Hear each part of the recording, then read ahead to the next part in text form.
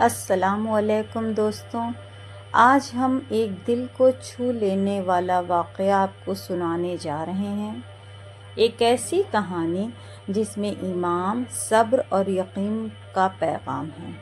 یہ کہانی ہے اللہ کے عظیم پیغمبر حضرت موسیٰ علیہ السلام کی اور ایک بزرگ عورت کے درمیان گفتگو کی، جو ہمیشہ کے لیے ایک سبق بن گئی۔ حضرت موسیٰ علیہ السلام کو اللہ تعالیٰ نے بنی اسرائیل کی ہدایت کے لیے بھیجا۔ ان کے دور میں لوگ اکثر ان سے مشکل سوال پوچھتے تھے اور موسیٰ علیہ السلام سے جواب لے کر آتے۔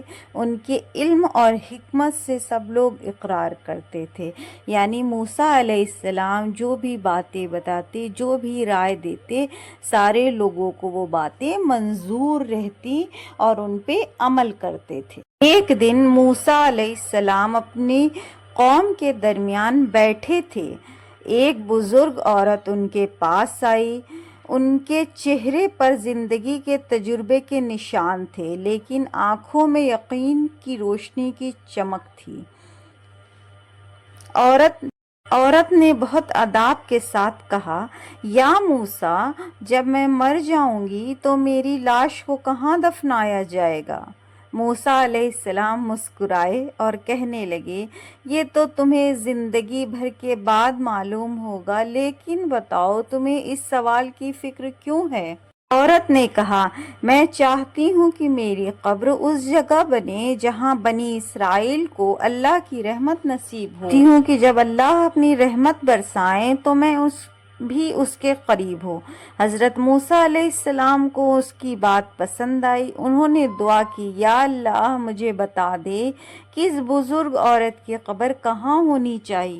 اللہ تعالیٰ نے موسیٰ علیہ السلام پر اپنی وحی نازل فرمائی، اے موسیٰ، جب تم بنی اسرائیل کو مصر سے نکالو اور تمہیں میری رحمت کا سفر ملے تو اس بزرگ عورت کے جسم کو اپنے ساتھ لے کر چلو۔ جہاں میری رحمت نازل ہوگی وہیں اس کا مقام ہوگا۔ حضرت موسیٰ علیہ السلام نے یہ پیغام سنا اور دل میں سوچا، سبحان اللہ، یہ بزرگ عورت کتنی مقبول ہے کہ اللہ نے اس کے لیے اپنی رحمت سے جگہ مقرر کی۔ کچھ عرصہ گزرنے کے بعد بنی اسرائیل پر مشکلات آئیں۔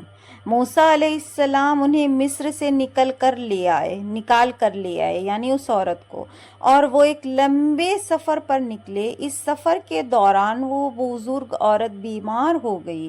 اس نے کہا، یا موسیٰ، مجھے اپنی وفات نزدیک محسوس ہو رہی ہے۔ اللہ کا وعدہ ہے کہ میری قبر اس جگہ ہوگی جہاں رحمت نازل ہوگی، مجھے وہاں تک پہنچا دینا۔ حضرت موسیٰ علیہ السلام نے وعدہ کیا، اور جب وہ وفات کر گئی، انہوں نے اس کے جسم کو ایک صندوق میں رکھا اور ساتھ لے گئے۔ لمبا تھا۔ ایک دن موسیٰ علیہ السلام اور بنی اسرائیل ایک مقام پر پہنچے جہاں ہواؤں میں سکون تھا، زمین میٹھی تھی اور دلوں پر ایک نرمی چھا گئی۔ موسیٰ علیہ السلام نے اللہ سے پوچھا، یا رب، کیا یہ وہی جگہ ہے جہاں تیری رحمت نازل ہوتی ہے؟ اللہ تعالیٰ نے فرمایا، یا موسیٰ، یہ میری رحمت کی زمین ہے، اسی جگہ اس بزرگ عورت کو دفن کر دو۔